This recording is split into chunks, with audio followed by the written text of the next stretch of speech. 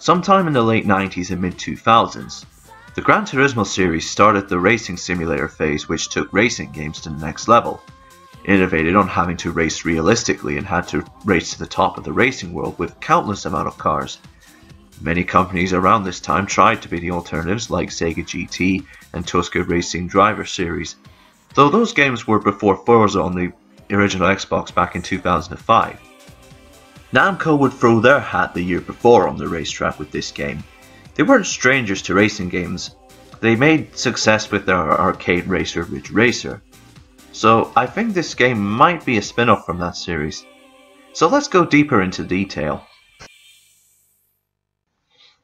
I spent a lot of time with this game as a kid and loved every minute of it. I remember unlocking cars in Event Challenge and buying cars from the car dealer with RP, Ridge Points. You earn from every race.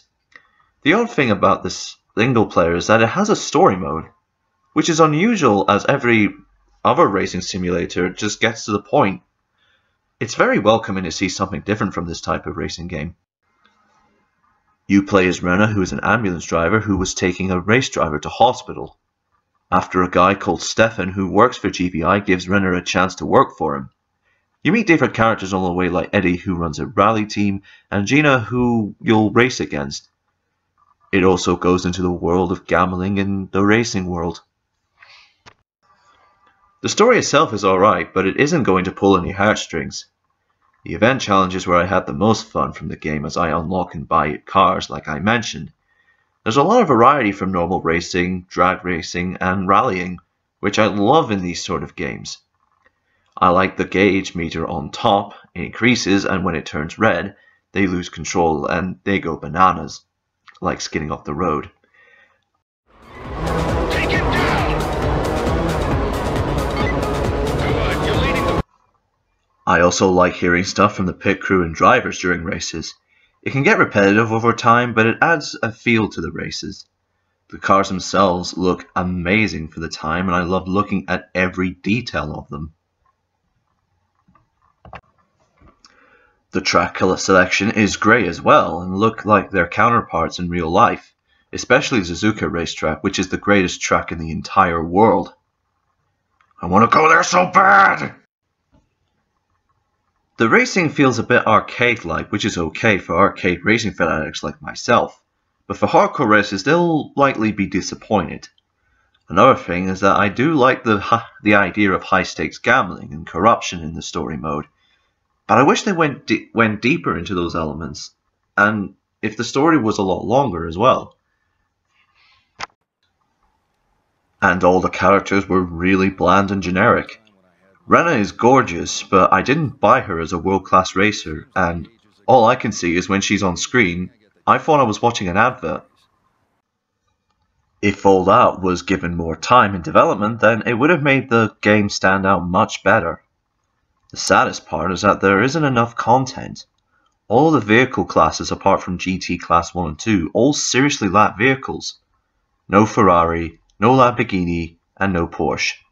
And adding those cars and other company cars could seriously help the game help the lackluster collections.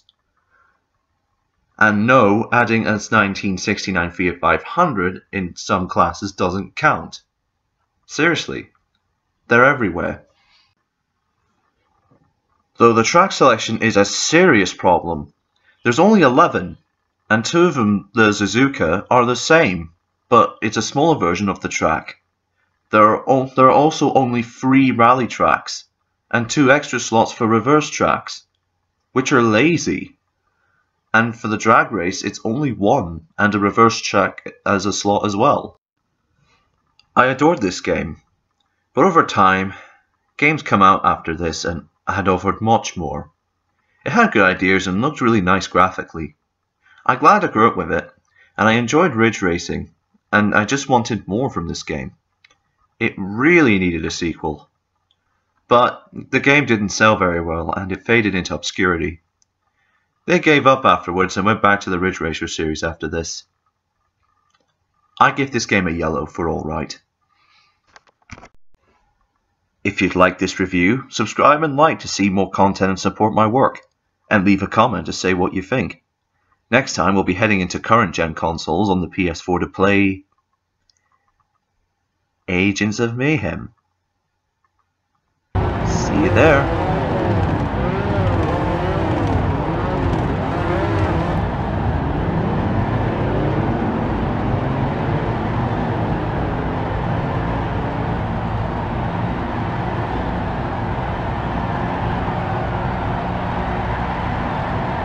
I'm having second thoughts. I'm giving up. Fine, if you're giving up, we've got plenty of replacements.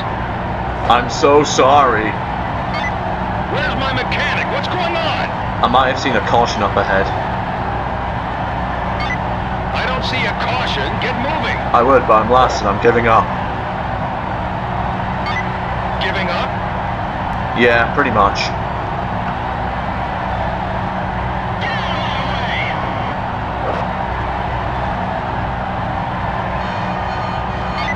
What's wrong? Something up? Yeah, I don't have a driver's license.